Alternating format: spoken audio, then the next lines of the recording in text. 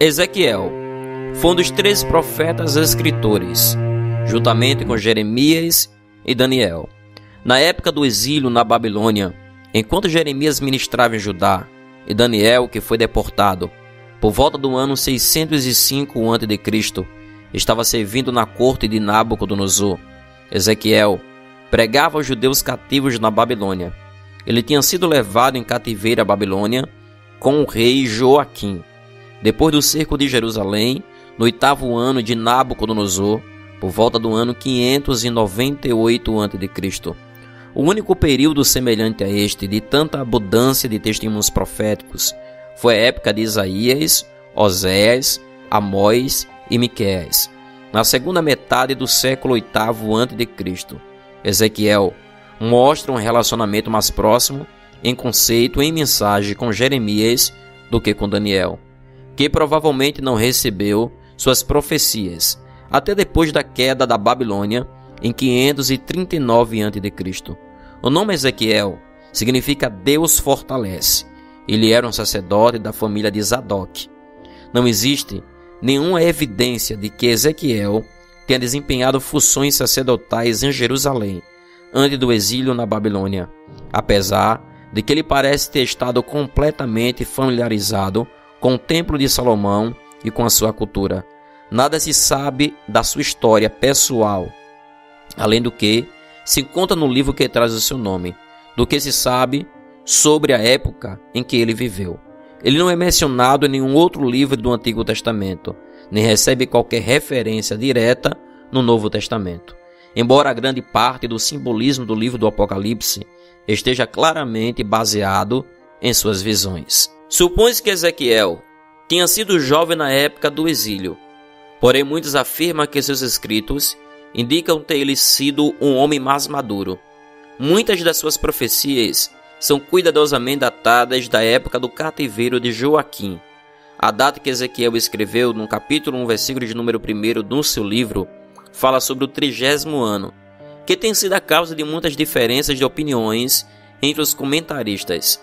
Deve referir-se à própria idade de Ezequiel, 30 anos, idade em que os levitas iniciavam suas funções sacerdotais, segundo o registro bíblico de Números, capítulo 4, versículo número 23, do verso 30, do versículo número 39 ao verso número 43.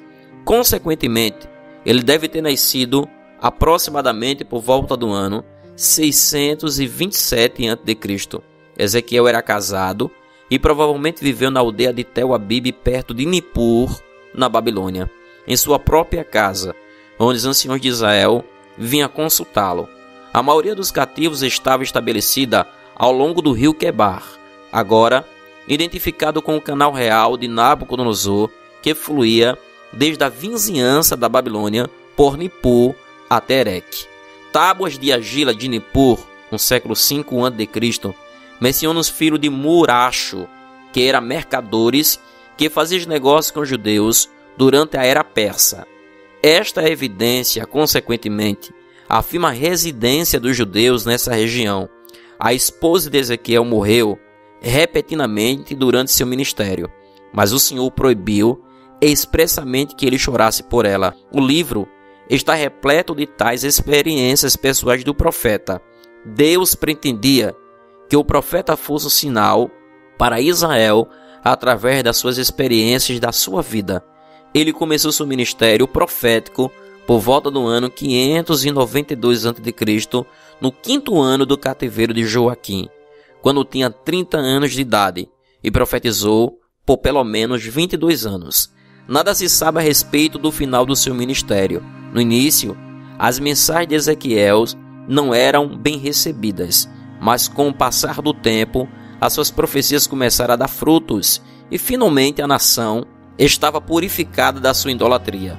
Ele começou durante uma era de deterioração e radiação. O profeta viu claramente que as condições em que estava seu povo trariam um novo julgamento por parte do Senhor, em que ocorreu a terceira deportação de Judá no ano 586 a.C., quando o julgamento havia atingido seu objetivo. Então, a necessidade do momento era o consolo para a nação ferida. Baseando-se em passagem com o capítulo de número 3, versículo número 23, e o capítulo 4, e verso 8 do seu livro, alguns têm dito que Ezequiel sofria de um distúrbio mental, até mesmo de uma forma de catalepsia. Esse ponto de vista equivocado surge de incapacidade da compreensão da natureza das visões e experiência do profeta. Sua vida e ministério estava completamente sob a direção e instrução de Deus. Ezequiel tem sido chamado de pai do judaísmo por causa da influência que ele parece ter exercido na adoração posterior de Israel. Pode ser feita uma comparação entre o apóstolo João na ilha de Patmos e Ezequiel em Quebar. Ambos estiveram em uma forma de isolamento e opressão pelas forças do sistema perverso do mundo presente. Se você gostou do resumo da história do profeta Ezequiel, deixe o seu like e também seu comentário. Caso ainda não for inscrito no canal, se inscreva no canal, ative o sino para receber todas as nossas notificações sempre quando um novo vídeo for publicado no canal. Que Deus, Ele vos abençoe.